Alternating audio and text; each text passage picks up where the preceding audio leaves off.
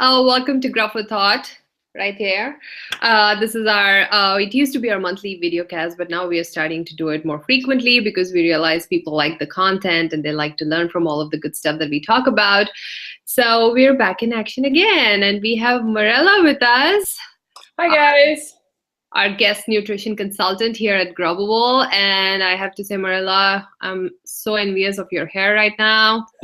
Thank you. I appreciate that. I've been growing it sustainably for a while. There you go. That's the word, sustainably. Yes. And we have Mary with us, as always. Hello. Hi. And Myra was supposed to join us, and unfortunately, we don't have her here today, but she'll be on with us on our next video cast for sure. She's our Chicago CM, just for those who've forgotten from her from our December show. And I'm Sahana, and let's get started. So today we're going to talk about sustainable eating and agriculture. So that's going to be the topic. We're going to quickly talk about a bunch of things in terms of what we mean by sustainable foods and sustainable agriculture. But as always, we're going to end the show on a really fun note. We're going to talk about a few game day specials and some of our current TV show favorites. So before we get started about the serious talk about sustainable food and agriculture, I just want to remind everyone of the announcement that we made just yesterday. As of yesterday, as of February 1st, the Grubbable app is now absolutely free. So no more paying, no more excuses. You have a list of some of the finest restaurants in your neighborhood, all on the Grubbable app, all free, and you get a 10% discount every time you check in with the app. So seriously, just update your app if you already have the app and you don't have to pay anymore. All of that is ancient history. And for those of you who don't have the app, I urge you to download it. Go to grubbable.com/download. It's free, guys, and you get 10% discount. Come on, it's a win-win. So it's about restaurants that serve locally sourced and sustainable food. So for those of you who are wondering, sustainable food, what's that? That's what today's video cast is all about. We're going to talk about it. So at Grubbable, we use the word local and sustainable a lot. We don't want to touch so much about local today because we've done that before. There's an entire video snippet. I think we can put the link to that here as well, to why local matters. So basically, when we say local, we mean locally sourced from your neighborhood farms, because it's food at its peak of freshness. Okay, so let's get started about sustainable. So I know a lot of people are familiar with the term organic, right?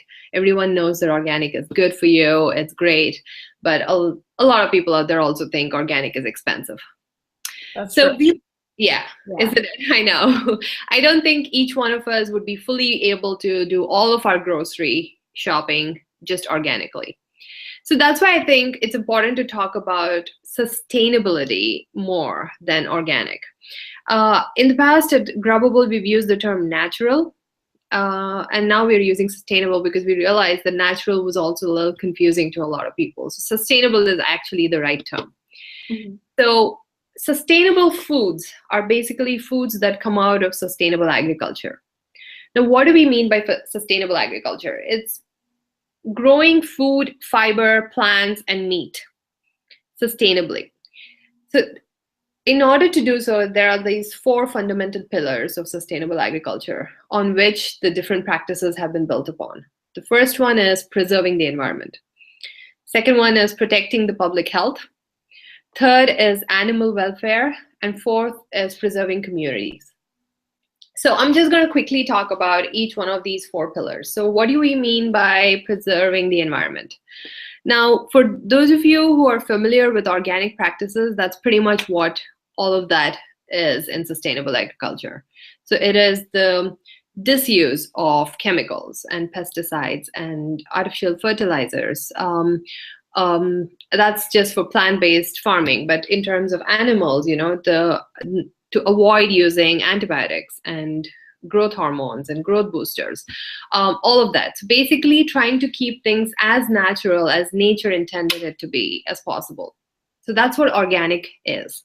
So why do we not use the word organic and use the word sustainable? So there are a lot of farmers out there, both plant-based and animal farms, that actually do all of these sustainable practices and more. They do the entire thing with the crop rotation and all the ideal techniques, but they may actually not have the organic certification. So you have to pay a certain amount to get that certification to be called an organic farm. So a lot of farms actually sometimes can't afford it and sometimes don't do it. But that doesn't mean they're not sustainable. That doesn't mean that they're not doing the right practices. They're just not, they just don't have the certification. So which is why we don't refer to, all these farms as organic anymore, because there are many more farms, that don't have the certification but are doing this, and we want to be able to encourage all of them, because ultimately what matters is doing the right things and doing the right practices. So in terms of preserving the environment, I know it sounds like, it's all about the environment, but trust me, all of this has direct repercussions on our health. And I'm sure Marilla can give us more insight in terms of how that, actually affects us directly. But in terms of preserving the environment, all of these techniques that people do, that is not using chemicals, it keeps the soil, natural. It kind of replenishes the soil. It doesn't pollute the soil, air, water, or the food that is consumed. So ultimately, when food comes out of sustainable agriculture, it is actually the most unadulterated food that you'll find. It's the most natural process. A big part of all of this would also be a few techniques that people use that a lot of people are not aware of. For instance, crop rotation, which is not growing the same crop year long over and over again. And the reason why they do it is, one, you can grow seasonal foods. Two, pests get used to a certain crop. They attach themselves to a certain crop and they find a favorite and they stick to it. So if you're not rotating, then there is a higher chance that there'll be too many pests growing. And ultimately, the only last resort for you to get rid of those pests would be to use chemicals. Instead, if you try to rotate the crop and try different crops every year, one, you'll have seasonal foods through the year, plus you're replenishing the soil, you're reducing pest outbreaks, and they also say it kind of eventually leads to prevention of diseases. Another thing that people also talk about when it comes to sustainable agriculture is conservation tillage. Basically, what that means is to retain some of the crop residue after every harvest. So you retain some things like corn stalks or wheat stubbles, and you don't completely remove them from the soil. So the reason you do that is it kind of helps with soil erosion, it replenishes the soil, and also sometimes that becomes natural compost. So you don't really need artificial fertilizers, artificial chemicals. That becomes your natural, plant compost. So these are just some of the techniques that we are talking about. Again, there are a lot of resources on the internet that you can go to understand sustainable agriculture.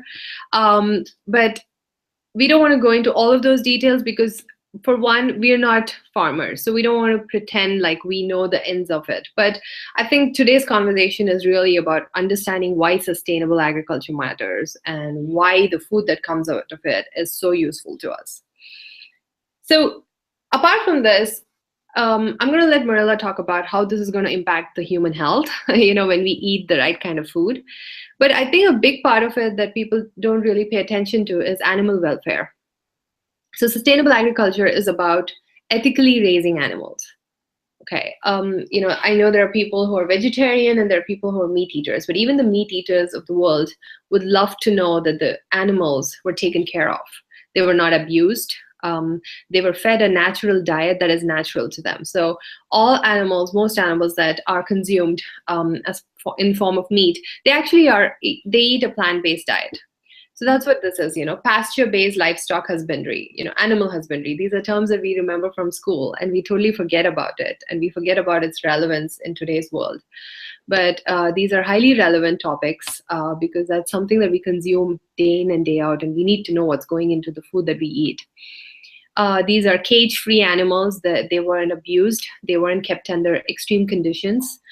They weren't given artificial antibiotics or any sort of hormones or growth boosters just to make them 3 times their size. So basically, no genetic modification of any sort for plants or for animals, and making sure that the animals were well fed and well taken care of. and disease-free, and by doing so, ultimately, the fourth pillar is really about preserving communities. I read this beautiful report about, well, it was not beautiful, it was scary almost, but about how with the advent of industrial agriculture, they put some of the small farmers completely out of business. So the sense of community was completely lost. And that was when the whole processing of food began.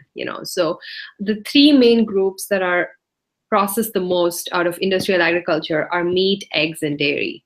And a lot of times, the reports also suggest that, about hundreds of years ago, there were none of these, allergies that we are aware of today, like lactose intolerance and a few other things.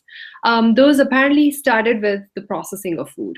So again, a lot of that really started with industrial agriculture, where chemicals were now being used instead of natural fertilizers.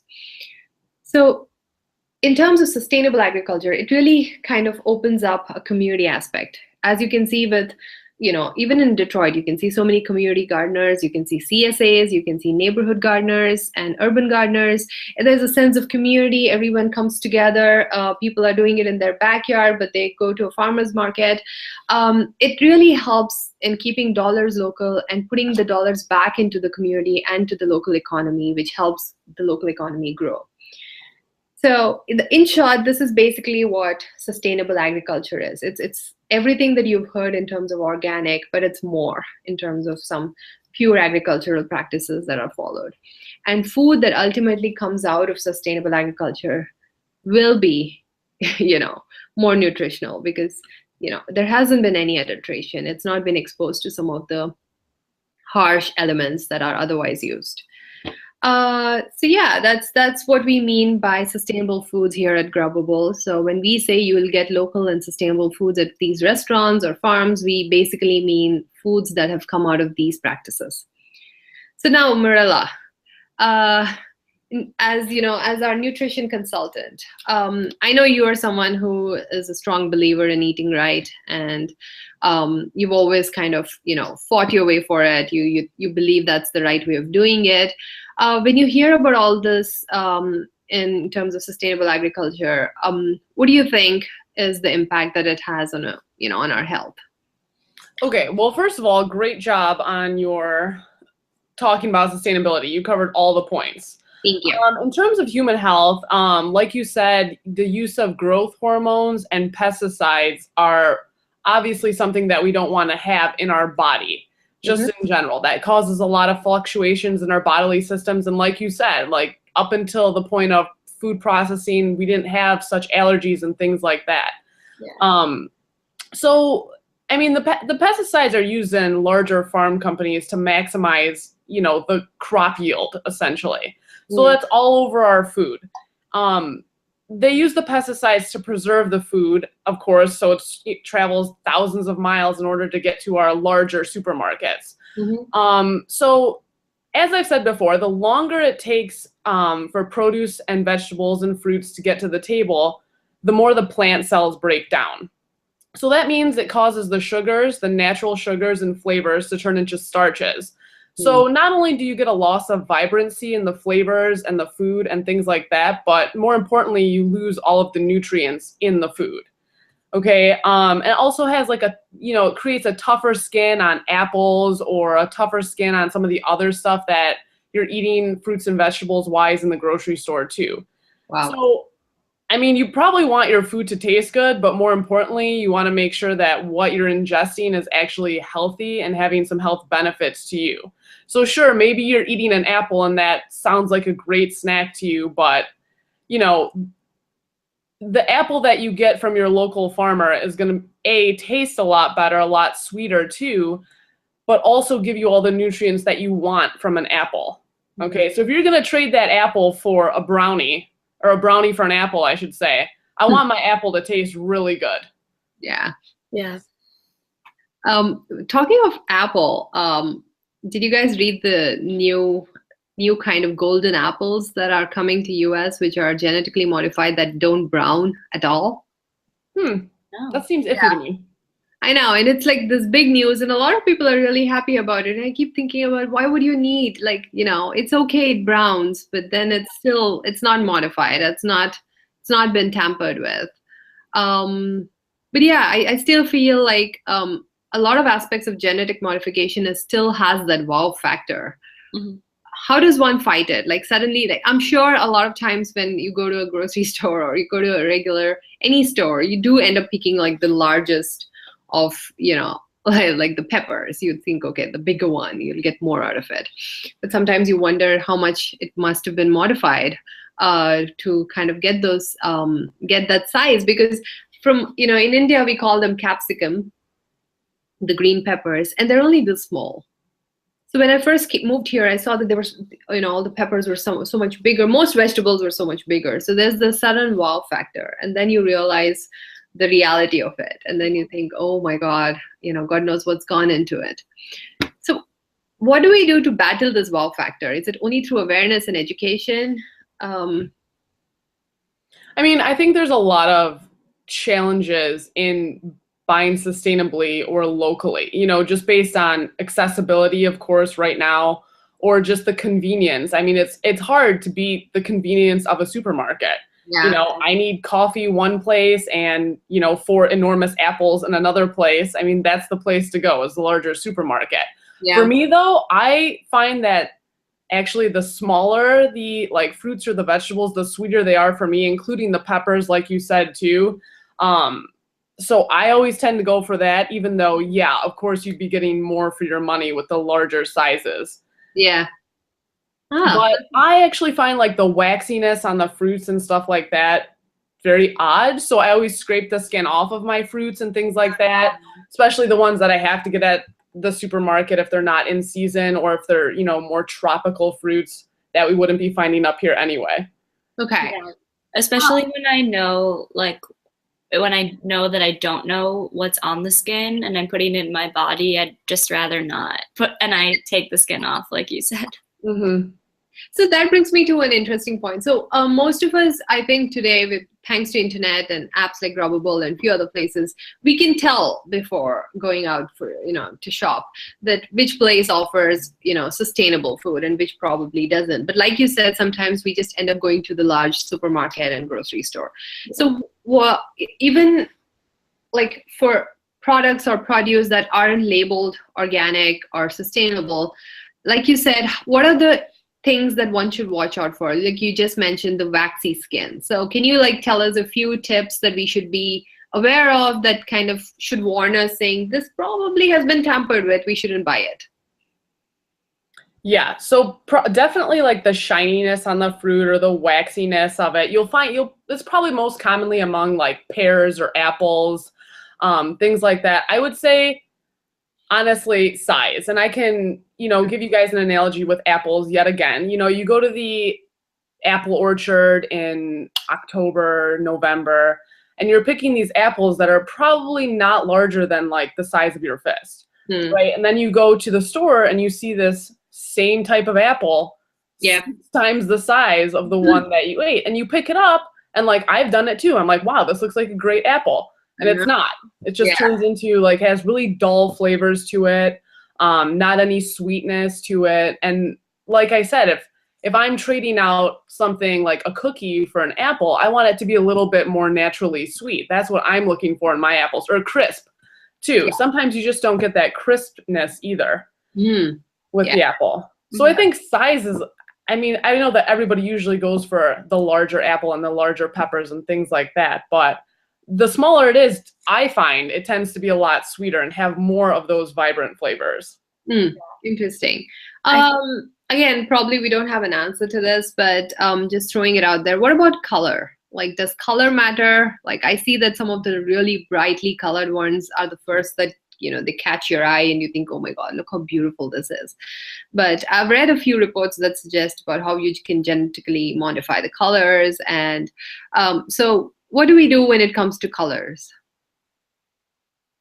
Mary, you got anything on this? I mean, I think you can tell if something looks, I think that has to do with the waxiness as well, because that definitely makes them look brighter and more vibrant.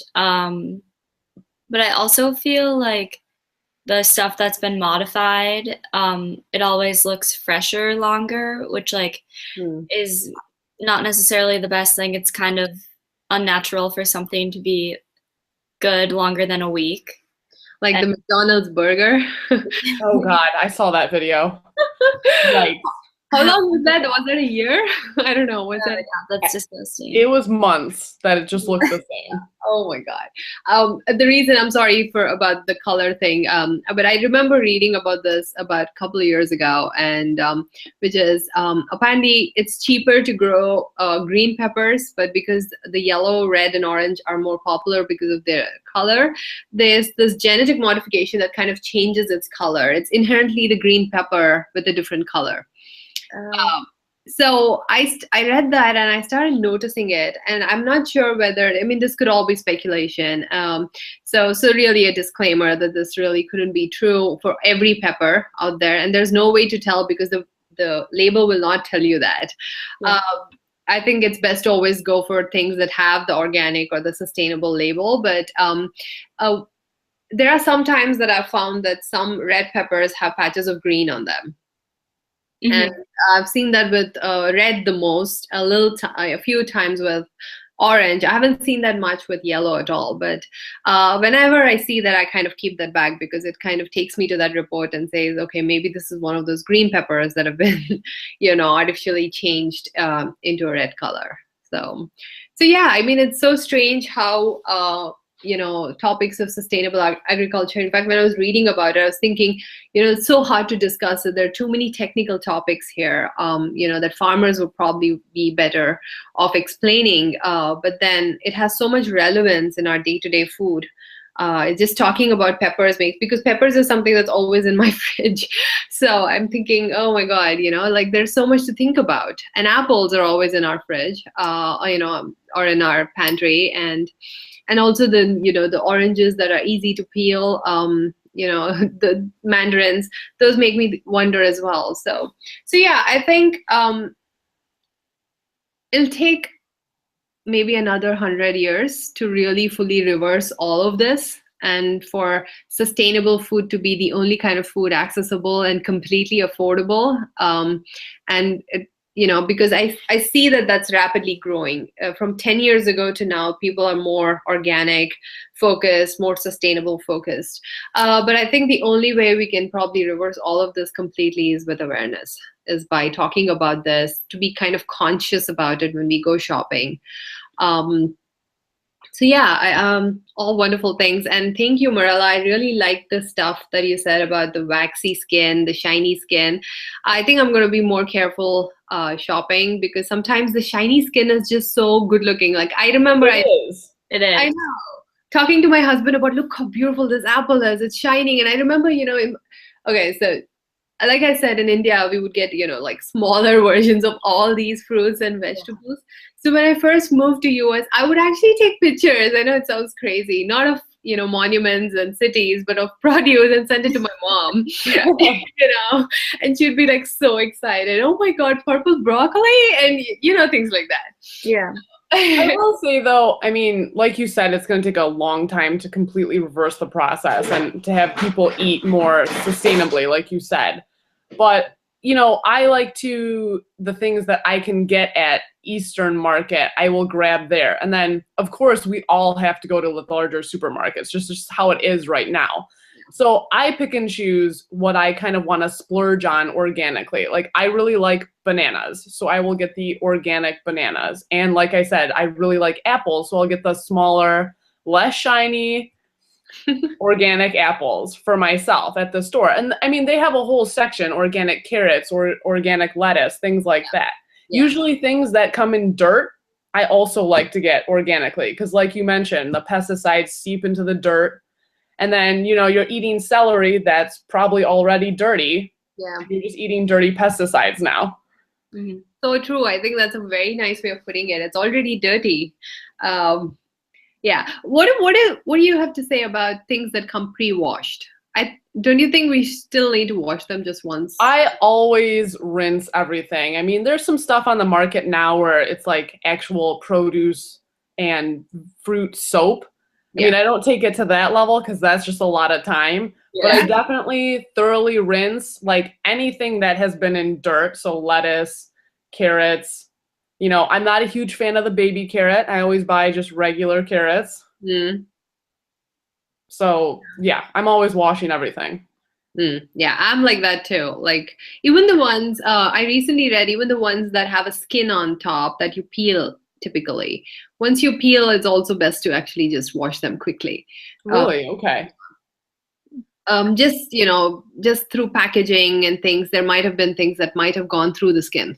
So yeah, it's interesting how um, I mean, I think at some point, there are probably two schools of thought that says, I think this is taking things to extreme. Nothing has happened. I've been eating these foods for all these years. My health is in perfect shape and all of that. But and there's the other school of thought that's completely organic and sustainable. And like Marilla said, I think for most households in America or around the world, I don't think it's fully sustainable to have like a complete organic lifestyle because of how expensive sometimes those products are. So like she said, I think making smart decisions, going for the ones that you splurge on the ones that you consume more, so you're eating the right things, and then maybe making smarter choices, buying the smaller, less shiny ones. That's a great tip. I'm going to keep that in mind. In fact, just to try that, I'm actually thinking of going to the grocery store today. We should do some comparisons, the larger apple versus the smaller apple. Yeah, we should do like a McDonald's experiment, right? Like there you go. Yeah. Cut it in half and see how long it lasts or something. Yeah. Interesting. That'll be nice. Maybe we should do that sometime, Mary. I do find though with the shinier apples, they just sit in the bottom of my refrigerator sometimes, and after like 2 weeks, I like cut it open and it's just pure brown. But the outside is really appealing still. Yeah. I find the same thing. Yeah, it still gets affected. It doesn't last that long. Yeah. Just looks out like a prop. Exactly. Yeah. All right. This is amazing. Marilla, oh my God, these are amazing tips. Thank you. Yeah, I think we should do just a video snippet of only your tips and share it on the social media too, because I feel like a lot of people could use those tips, because grocery shopping is, everybody's chore. Yeah, exactly. So yeah, for sure. I love it.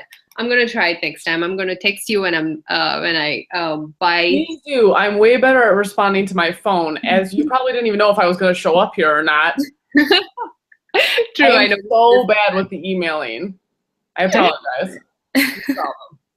All right, so enough with all the serious talk. So let's talk about game day. So Super Bowl Sunday is coming. Yay! I know a lot of people are excited. I know Eric is very excited. Our CEO is a major Pats fan, and I'm a previous Boston resident, so I think I'm a Pats fan too. So I know game day food is it's one day where people go crazy and they want to eat a lot of things. Tailgating is like a major tradition, and but I've noticed that most of the foods are relatively on the unhealthy side of things. So how do we try and be sustainable and eat sustainably on a day when it's all about drinking beer and screaming at the TV and eating a lot of fried food without being like a party pooper? I do think that people really love the combination of, having something salty to snack on and then sweet. So I always do like a platter. I mean, we talked about this before. I like vegetables and hummus. But if you have to eat the potato chip, like you can do the post-dessert type thing as just a nice fruit platter, like pineapple, which is super naturally sweet, a good set of strawberries, things like that. I know they have the dip too now with the fruit. It's like fluff. Ooh. Anybody know what that is? No. I think it's cream cheese based, but I could be way off there. Okay. Interesting. Wow. What about you, Mary? Yeah. I'm not really. I definitely Super Bowl Sunday is more about the food than the game. I didn't even know it was this Sunday until like 2 days ago. But that being said, I'm a huge fan of like spinach artichoke dip and using vegetables instead of chips. It's always great, still crunchy. And also I find like when you can find the more fresh artichokes and it's fuller and it absorbs, like you don't have to use as much cheese. because I don't know, it makes more of the dish rather than just having the liquid cheese in it. Definitely having real cheese too. It just adds to the consistency and everything. And one thing I wanted to try this year, have you guys seen that trend how like cauliflower is kind of taking over for wings? Like buffalo cauliflower. I've seen that, yeah. Sour cauliflower. Cauliflower steak. Yeah, I've seen that. Cauliflower pizza crust. Oh yeah, pizza crust was interesting. Or macaroni and cheese. But I was talking to one of my friends the other day about they tried to make the buffalo wings with flour and they just didn't turn out crispy. But I was thinking about maybe trying to do them with panko. Because I do, or just breadcrumbs, like you can do that yourself. Because I make like a breaded shrimp and and you just put them in the oven with a little olive oil and like some oregano and stuff and a little paprika, and those always turn out really good and crispy. So I was thinking maybe just swapping in the cauliflower. There you go. That's a great idea. Yes. So I think that could work, and you could probably put, if you want like the buffalo sauce and blue cheese and ranch, and you could still probably do that too. But yeah, I think panko might be the answer. I want an update on this one. Yes. I'll try. Kale chips. I really like doing kale chips or sweet potato chips in the oven. Yeah. And then I recently tried this with chickpeas, where you bake chickpeas and you put like sriracha on them and then just bake them. I did cinnamon and brown sugar one time, which was actually surprisingly really good. So that was like a cool snack too. Yeah. I think, the chickpea one is really, really cool. You can put like a little bit of cumin and other things and just roast it. Turns out yummy. I was just going to say that I think baking everything is the right way to go. Yeah. Oh, absolutely. Potato fries are a big thing at my house too. Like sweet potato? Yeah, sweet potato. I just love it. I think it's crunchy and soft at the same time. And I recently saw, I've tried this a couple times. Kale chips always come out really well because of how thin the kale inherently is.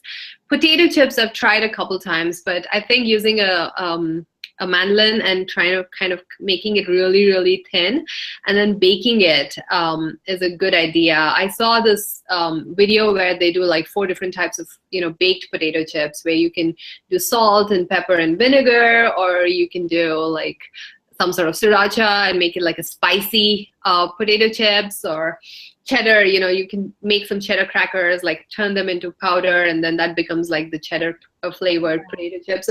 So yeah, I guess there are ways to come up with like fun treats without really putting in as much oil or salt or fat. I love like salt and vinegar potato chips. Me too. So I did that kind of same thing with the kale. And honestly, it was still a great treat. It still satisfies that salty need that I always need. So that sounds good. Wow, that sounds really good. When I was in California, the people we were staying with were like huge football fans, and they were having people over, and the girl we were staying with was a vegan, and she made avocado fries. Ooh. I actually missed out on them because I was exploring the city, but they were really good. That's a bummer. Yeah. No, but Cheesecake Factory has avocado fries. Oh, really? Ooh. Yeah. They have like a mixed vegetable platter fries, and one of them is avocado. Yeah. That's sounds great. bad. Pretty much if you added the word fries to the end of anything, I would eat it. Yeah. So... Yeah, I think few other easy, hacks are maybe like a white bean hummus. Because put some yogurt into it. There you go. I know yogurt dip is very big with morella. Yep. It is. I love it. Yeah. Or I was just gonna suggest some sort of mushroom caps. Just roast it in the oven. Put some, sun-dried tomatoes, some panko. Breadcrumbs on top, and it's going to be so yummy. Some garlic and sun-dried tomatoes. That's all it needs, I think. So yeah, those are, I think, nice, finger foods that everyone can just pick and eat. Absolutely. Ooh, nice. All of this. The video casts make us hungry all the time because we talk about all these yummy things that we'll probably have to make it ourselves. So yeah. Okay. All right. So time for the last part of the show, which is our current TV favorites. Yay! I love this part. I know that all three of us are major TV show binge watchers. So We Maria, are. what's your current favorite? So I'm like halfway through the OA, which I know we talked about previously, but that's a great show to start on Netflix. I just binge watched Wentworth, which is like the Australian version of Orange is the New Black. Oh. Oh, that's an easy one to get sucked into, so be prepared. Hmm. Have your whole Sunday just like open. Ah, interesting. I know I always see it on Netflix, but I never really actually thought about watching it. It's about 50 times better than Orange is the New Black. Oh. Yeah. Interesting. Wow. And so sorry about OA spoiler. Okay. I'm sure it's still great. I OA, find it so weird. It's such a weird concept that it's so good. yeah, it is, and it's so confusing. Like you're never fully sure what you're watching. Like Yeah, me either. Or Yeah. if I'm supposed to be even watching this, like if it's still worth my time. But it was great. I mean, for the first 5 episodes that I watched. it is. So It is I'm like trying not to ruin it for me. I'm not, but no, but I mean, it's a great show, and if when it comes back for season 2, I'm sure everyone will be watching it all over again, trying to get confused all over. Absolutely. Yeah, OA was good. Mary, have you watched it? No. Ah, you should. Next on your list. Interesting part. What? Yeah. Yeah. Yeah. I actually watched a series of Unfortunate Events. I loved it. I mean, I've not read those books like you guys have, but I really thought it was so quirky, and the world that they've created is so innovative, and that baby was just so cute. I'm going to have to watch that because I did read those books growing up. Yeah, me So too. I'm going to have to give those a try. I tried starting it, and I only watched 20 minutes. I mean, I should keep, because I loved those books, but and I like Neil Patrick Harris, but I just couldn't get into it. I don't know. I've not read those books, like I said, but it just was very nice. It's kind of nice departure from all the other kind of TV shows that we've been watching lately, all the thrillers and Westworld, and to be in this whimsical world was just so funny. Yeah. It was a change. What I thought about it was, like, I really like Wes Anderson and his films, and it reminded me of that, but it was almost like a little more cookie cutter of Wes Anderson, you know? I'm going to have to provide an opinion next time about this. I'll watch it. I'll watch the whole thing, and we can talk about it. Yeah. And you should watch OA too, because I think we can actually do an entire show about what was it all about. Like, Really, though. Okay, let's do that. I'm going to start doing some of the dance moves. oh my God, it was so funny watching those. I know. I know. We were like constantly trying to figure out what's happening, like what is really happening on the show. So it's kind of, It's definitely a unique concept. I will give it that. Yeah. It's like the first few seasons of Lost, where you weren't sure what was happening. Where you yourself were lost. Yeah. Smart. That was good. Yeah, I loved it. I have to say, I've been watching Frasier the past few days. I just wanted a good long-running show that could, like that's something that I could just fall back on every now and then and not worry about being done with it in like a day. And I have to say, it was so nice to go back to the world of clean comedy where, there's nothing nasty being spoken about. It's all sophisticated comedy, and it's just good stuff. See, Seinfeld is my fallback. Yeah, mine too. I will always watch Seinfeld. I'm surprised that's not on in the background right now, actually. Yeah. Actually, Seinfeld. Mary was telling me that she hasn't actually watched Seinfeld at all. Well, I've seen, obviously, reruns growing up, but I've never, like, really gotten into it. So I started it, like, a week ago. Just you have a long way to go, but it's worth it. There are so many funny moments from Seinfeld that stay with you for the rest of your life. Yeah, and I know like all the references, but I haven't seen it. Yeah, like It's so dry and quick.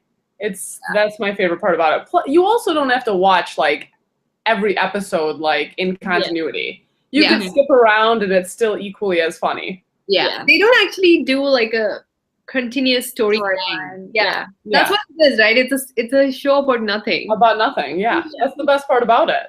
I know. Oh my God. The things like soup Nazi and Kramer roasting himself with butter. Yeah. That's a good one. I love that one. Oh my God. Oh, and oh yeah. I don't want to give too much away, Mary.